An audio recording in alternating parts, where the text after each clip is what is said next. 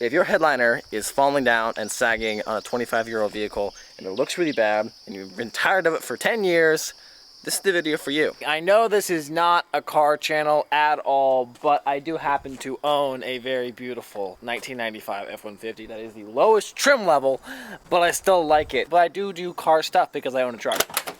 Actually, I don't technically own it yet, but let's not get into that. Terribly dark, but there's no headliner. There's no headliner because I took the headliner out because literally the light in the middle and the trim around the edges was holding it on, which you probably have some experience with if you're watching this video. I am not an expert on replacing headliners, but I do have a lot of experience doing things, so I think I could probably figure this out. I did watch a YouTube video on it, and I'm pretty sure that makes me an expert. This is out of order, but taking the trim out of the car is different in every single vehicle, so I'm not going to show you that. I can run you through the basic steps.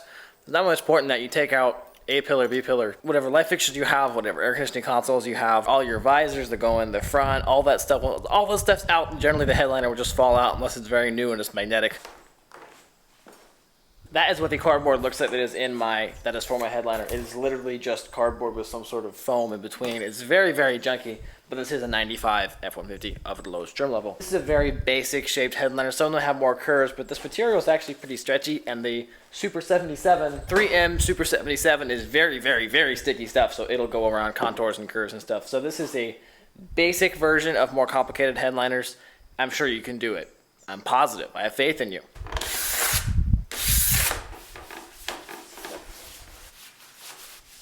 It still looks terrible, but it's probably the cleanest and the most oil-free the table has been in a very long time.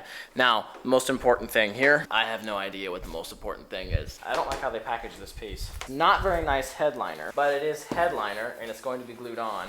Okay, just looking at this, I can tell this is plenty of material for what I'm doing.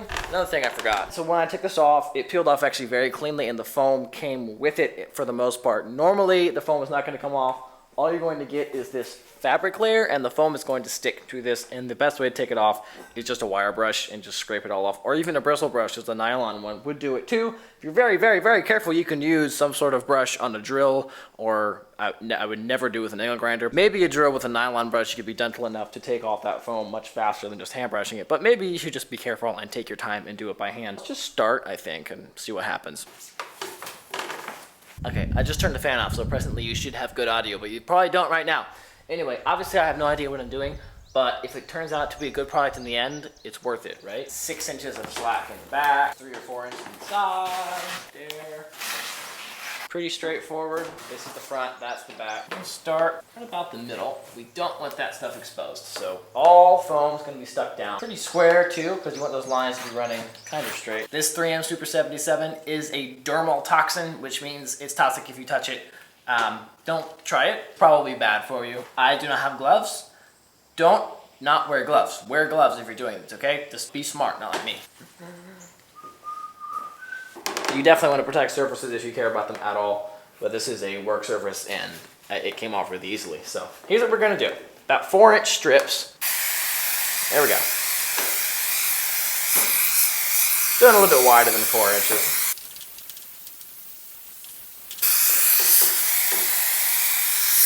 You're also going to have really good ventilation when you do this, just another warning. But you don't want to have wind because you don't want the mist blowing on your arm because it feels really weird. I found that out. We're going to wait a little bit, just maybe 30 seconds, I don't know. And then we're going to stick it on there. It's supposed to be very tacky when you put it on. Pretty sticky now, so we're going to start pushing it on. Let's try it this way. Flip it. And then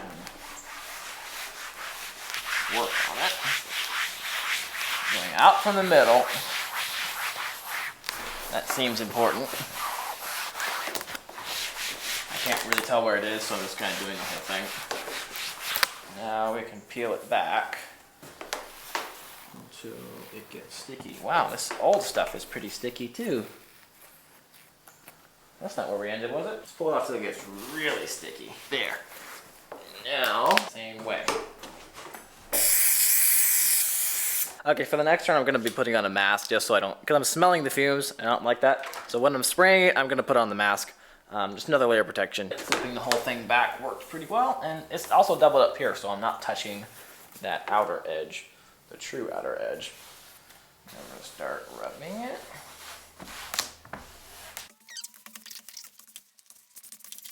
I'm just gonna let it sit like that for a little bit. After a few moments. mask. I almost forgot. Something I just thought about that you might not immediately think about is you want to have an even width of spray on both sides so you know you're having double gluing happening every time. And again, hopefully, we'll never do this again. New layer.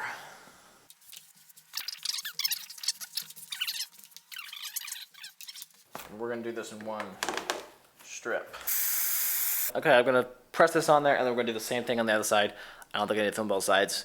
For you, I'll flip it over and we'll do the curling on the edges. That's more important. When we get to that, I'll bring you back.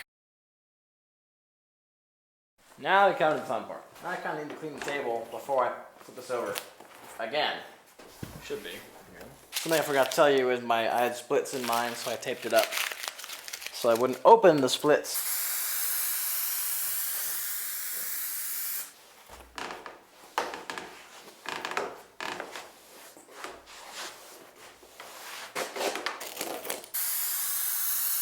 Really, I should not be the one making this video.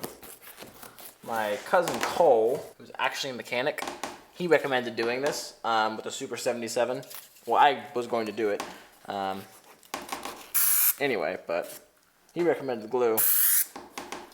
He actually knows what he's doing, so he should be making this video. But I already have a YouTube channel. The grand reveal, not really.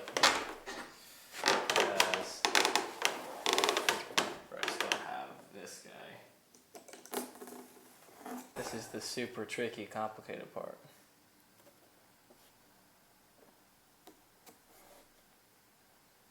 There. Now it's done. The grand reveal.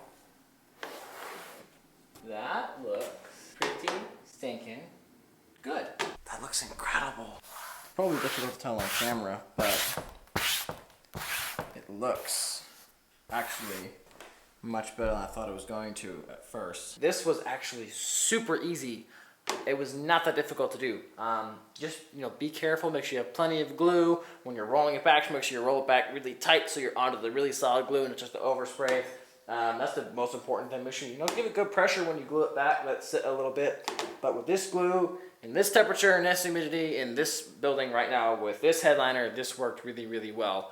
And I think it will work with a lot of different headliners and probably a lot of different glues, but I would only buy that glue because I know it works. Now, 3M Super 77. And my hands did this. It's the morning, and it still looks good, even though it looks bad on camera because of the lighting. I got some work canceled today, so I get to do my headliner. How awesome is that? That is a pile of trim I have to put in. Of course, for every single vehicle and every single truck, unless you have this exact truck, this is going to be very, very different. Most trim is held on by clips on the inside of the trim that you cannot even see. Some of them will have little push pins. I don't think I have any exposed ones, but little plastic circles with they call them Christmas trees. They push into the plastic and hold them on. Those are a little bit tricky to get out, but it's even harder when you can't see what you're pushing onto. Most of my trim is just exposed screws, which is super, super easy. It doesn't look as good, which is why they don't do it in new cars or nicer trim levels of this year. But I really like the screws because it's super easy. So I'll start putting trim in, even though it doesn't really matter for you, but it'll give you a basic idea of what is going to go into this. We have to actually put the headliner in first. This is my seat right now, because I have my bench seat out because I also fixed the floor pan. And you may actually have to take a seat out just to get it out of the car, which is pretty common because they're so big compared to everything else. Front. Let's try the passenger side. Wow, that's incredible lighting. Anyway, it's in the vehicle. My ceiling looks really good, which I'm very happy about. But if that steel didn't look good, I don't know what you would do to deal with it.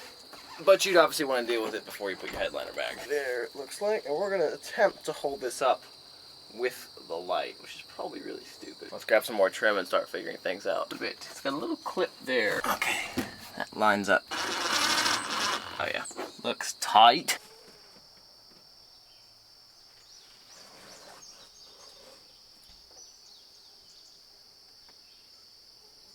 What are you even focusing on? This looks even better in person than it does on camera. It looks really, really good. It looks brand new. And the fabric looks better than it did when it was wrapped up for some reason. There's no wrinkles in it, nothing, and I've never done this before. If I've never done it before and I can do that good, I'm sure you can. So if your headliner is falling down and sagging on a 25-year-old vehicle and it looks really bad and you've been tired of it for 10 years, this is the video for you. That was actually really fun and really easy. So, give your old 4Runner a revamp, give your old Tacoma F-150, Elantra, Altima, you know, whatever you have. Just, it's probably sagging, and it's gonna look a lot better when you do it. And just, you know, start, and that's the best way to finish. Anyway, thank you for watching. Please like, comment, and subscribe. And as always, I will see you in the next one.